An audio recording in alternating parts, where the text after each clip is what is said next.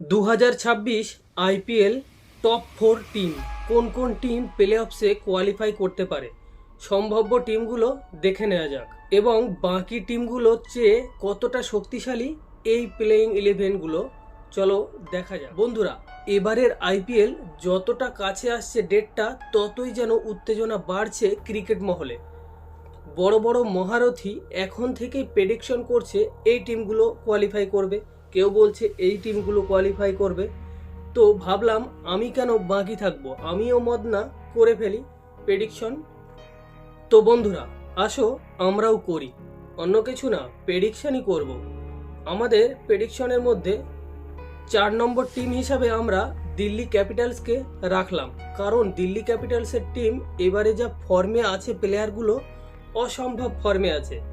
তবুও এখানে দিল্লি ক্যাপিটালসকে 2 নম্বর টিম হিসাবে রাখা যেত, কিন্তু দিল্লি ক্যাপিটালসের সবসময় কুত্তা রাশি থাকে, কারণ দিল্লি ক্যাপিটালস একদম জেতা ম্যাচ হেরে যায়, কোয়ালিফাই করবে একদম কনফার্ম, কিন্তু কোয়ালিফাই করতে পারেনি। এর আগের বছর কোয়ালিফাই কনফার্ম ছিল, কিন্তু কোয়ালিফাই করতে পারেনি দিল্লি ক্যাপিটালস। এইবারে আরও শক্তিশালী টিম করেছে দিল্লি ক্যাপিটালস, দেখা যাক কেমন হয় প্লেইং ইলেভেন। দিল্লি ক্যাপিটালসের প্লেইং ইলেভেনে ক্যাপ্টেন আছে আমাদের ওয়ার্ল্ড কাপের ভাইস ক্যাপ্টেন অক্ষর প্যাটেল, এখন দিল্লিতে ক্যাপ্টেন্সি করবে। এর আগের বছরেও ক্যাপ্টেন অক্ষর প্যাটেলই ছিল।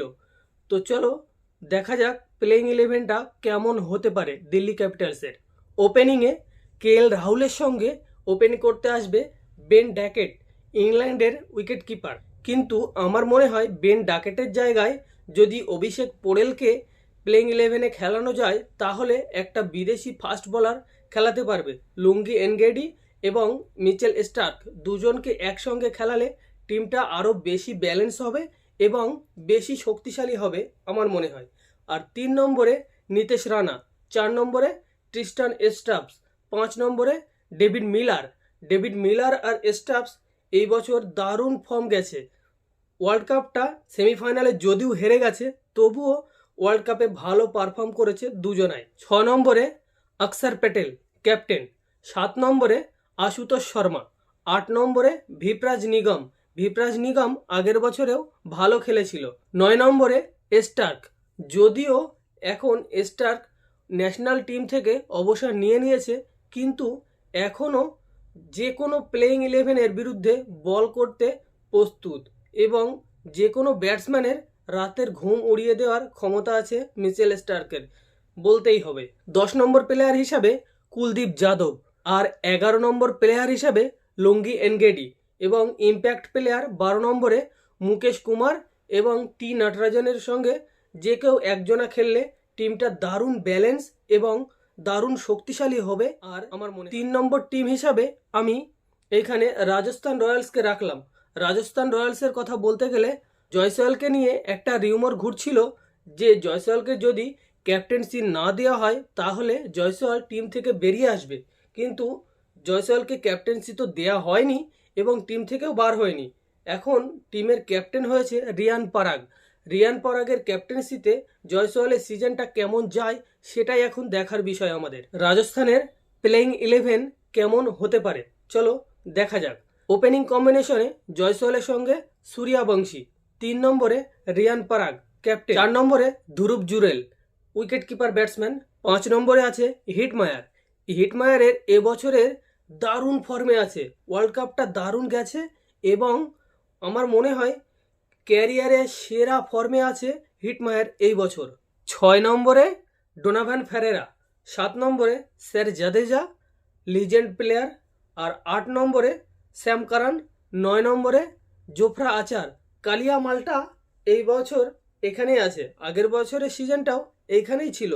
কালিয়ার পারফর্মটা এবছরে ওয়ার্ল্ড কাপে দারুণ পারফর্ম গেছে। আর 10 নম্বরে রবি বিষ্ণই, আর 11 নম্বরে সন্দীপ শর্মা রাজস্থানের লিজেন্ড বোলার। আর ইম্প্যাক্ট প্লেয়ার হিসাবে তুষার দেশপান্ডে। এই টিমটাও দারুণ ব্যালেন্স টিম এবং এই টিমে 6টা প্রপার ব্যাটসম্যান আছে, 3টে অলরাউন্ডার আছে, 3টে পেস বোলার আছে এবং অলরাউন্ডারদের ধরে 3টে স্পিন বোলিং অপশানও আছে এই টিমটাতে। দারুণ কম্বিনেশন হতে পারে। আমার প্রেডিকশনে 2 নম্বর টিম হিসাবে আমি আমাদের কলকাতা নাইট রাইডার্সকে রাখছি। যদিও আমার মনে হচ্ছে এখন বর্তমানে কলকাতার সিচুয়েশান অনুযায়ী এখন মনে হচ্ছে 2 নম্বরে থাকার মতন পরিস্থিতি কলকাতার নেই। তবুও ভালোবাসা একটা অন্যরকম। কলকাতাকে 2 নম্বরে না রাখলে ভালোই লাগবে না। সেই হিসাবে কলকাতা 2 নম্বরে। যদিও আমাদের সবকটা ধুরন্ধর প্লেয়ারগুলো চোটে জর্জরিত।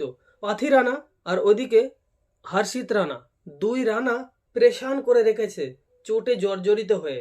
আর এবছরও আমাদের ক্যাপ্টেন আছে অজিঙ্ক্য রাহানে। যদিও ক্যাপ্টেন্সিটা রিঙ্কু সিংকে দিলে মনে হয় আরও বেটার হতো, ক্যাপ্টেন্সিটা বেটার করতো।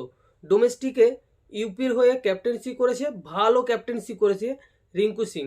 তো চলো দেখে নেওয়া যাক কলকাতার প্লেইং 11টা কেমন হতে পারে।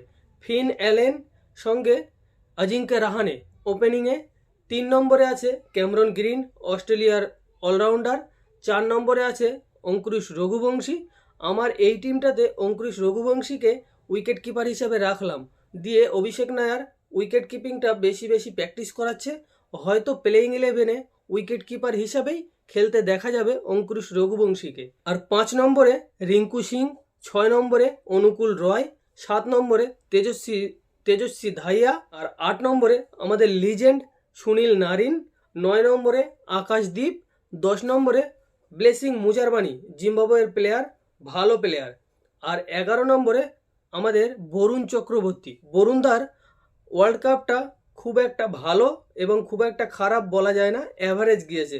বরুণদার সঙ্গে মানানসই না ওয়ার্ল্ড কাপটা। 14টা উইকেট নিয়ে ওয়ার্ল্ড কাপ শেষ করেছে এবং ইম্প্যাক্ট প্লেয়ার হিসাবে বৈভব আরোরা, উমরান মালিক এবং রমনদীপ সিং, এই 3জনের মধ্যে যে কেউ একজন ইম্প্যাক্ট প্লেয়ারে খেলতে পারে। আর হ্যাঁ, কেকেআরের 3 নম্বর ম্যাচ পাঞ্জাবের বিরুদ্ধে যে ম্যাচটা, ওই ম্যাচটা থেকে পাথি রানা টিমে অ্যাভেলেবেল হয়ে যাবে। ব্লেসিং মুজারবানির জায়গায় পাথি রানা আসলে টিমটা আরও বেটার টিম হবে।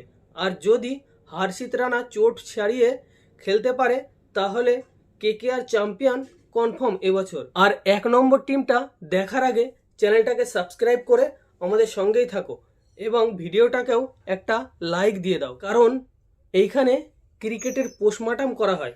বন্ধুরা, চ্যানেলটা সাবস্ক্রাইব করে 2026 আইপিএলের নাম্বার 1 টিম হিসাবে মুম্বাই ইন্ডিয়ান্সকেই রাখা যায়, কারণ মুম্বাই ইন্ডিয়ান্সের প্লেয়ারগুলো যেরকম ফর্মে আছে, ওয়ার্ল্ড কাপটা তো দেখলে সবাই, দারুণ ফর্মে ওয়ার্ল্ড কাপ কেটেছে। হার্দিক পান্ডিয়া, সূর্য কুমার যাদব, তিলক বর্মা এবং বুমরা, জসপ্রীত বুমরা, লিজেন্ড বলার, এক সে বড়কর এক। কাকে নিয়ে বলবো আর কাকে বাদ দিব, সবাই চ্যাম্পিয়ন প্লেয়ার। তো চলো দেখে নেওয়া যাক কেমন হতে পারে প্লেইং 11টা। ওপেনিংয়ে রোহিত শর্মার সঙ্গে কুইন্টন ডিকক, আর না হয় রায়ান রিকলটন, দুজনের মধ্যে যে কেউ একজন খেলবে। 3 নম্বরে আছে সূর্য কুমার যাদব, 4 নম্বরে তিলক বর্মা, 5 নম্বরে শেরফান রাদারফোর্ড, 6 নম্বরে হার্দিক পান্ডিয়া, 7 নম্বরে নমন ধীর, 8 নম্বরে মিচেল স্যাটনার, আর না হয় উইল জ্যাক্স। এই দুজনের মধ্যে যে কেউ একজন খেলবে। আর 9 নম্বরে শার্দুল ঠাকুর, 10 নম্বরে লিজেন্ড বলার জসপ্রীত বুমরা ওয়ার্ল্ডের নাম্বার 1 বলার, সব ফরম্যাটেই নাম্বার 1 বলার। টি20, টেস্ট, ওয়ানডে সব কটা মিসেই 1 নম্বর বলার জসপ্রীত বুমরা, এবং আইপিএলেও নাম্বার 1 বলার জসপ্রীত বুমরা। আর ইম্প্যাক্ট প্লেয়ার হিসাবে ট্রেন্ট বোল্ট, নতুন বলে সুইং এবং নতুন বলে উইকেট নেওয়া ট্রেন্ট বোল্টের চাইতে ভালো ওয়ার্ল্ডের কোনো বলার নেই। তো এই ছিল আমার প্রেডিকশন। তোমাদের প্রেডিকশনে কোন টিম টপ 4-এ থাকবে কমেন্ট করো। আর হ্যাঁ বন্ধুরা, চলে যেও না, আর একটা খবর আছে। খবরটা হচ্ছে ভাই ভাই যুদ্ধ ছিল, ওই যে বাংলাদেশ আর পাকিস্তানের। বড় ভাই পাকিস্তান ছোট ভাই বাংলাদেশের সঙ্গে খেলতে এসেছিল। 3টে ওয়ানডে ম্যাচের সিরিজ ছিল। যদিও সিরিজটা বাংলাদেশ 2-1-এ জিতে গেছে, কিন্তু সিরিজটা জেতা বড় কথা না। বড় কথাটা হচ্ছে এমন হারানি হারিয়েছে, মানে ডিটারজেন্ট পাউডার দিয়ে ধুয়ে দিয়েছে। ছোট ভাই বড় ভাইকে বাড়িতে ডেকে এরকমভাবে ডিটারজেন্ট পাউডার দিয়ে ধুয়ে দেবে, এটা ভাবাই যায়নি, বুঝলে। ওই যে এই যে একটা আউটটা দেখেছো, এই আউটটা কে কে দেখেছো কমেন্ট করবে। আগাজি বলটা হাতে করে দিতে গেছিল, আর এদিকে মেহেদি হাসান মিরাজ মালটা আউট করে দিয়েছে। এই যে দেখো না, যাওয়ার সময় কিরকম গালাগালি করতে করতে যাচ্ছিল আগাজি, আগাজিকে পুরো গোড়ায় নামিয়ে দিয়েছে। পাকিস্তান টিমকে দেখে এখন মনে হচ্ছে পাকিস্তান টিমটা পুরো মন্দিরের ঘন্টার মতো, যে আসছে সেই একটু বাজিয়ে দিয়ে চলে যাচ্ছে, একদম পুরো মন্দিরের ঘন্টার মতো, যেই আসছে সেই বাজিয়ে দিচ্ছে। আর হ্যাঁ, চ্যানেলটাকে সাবস্ক্রাইব করে আমাদের সঙ্গেই থাকো। সাবস্ক্রাইব করতে তো টাকা পয়সা লাগে না বন্ধু, সাবস্ক্রাইব করলে আমাদের একটু ভিডিও বানাতে মোটিভেশনটা বাড়ে। আর কমেন্ট করে বলো তোমার টপ 4 টিম এবং এই খেলাটা কে কে দেখেছো, কমেন্ট করবে। বাকি আজকের ভিডিও এইখানেই, দেখা হবে কোনো এক ভিডিওয়। সেই পর্যন্ত টাটা।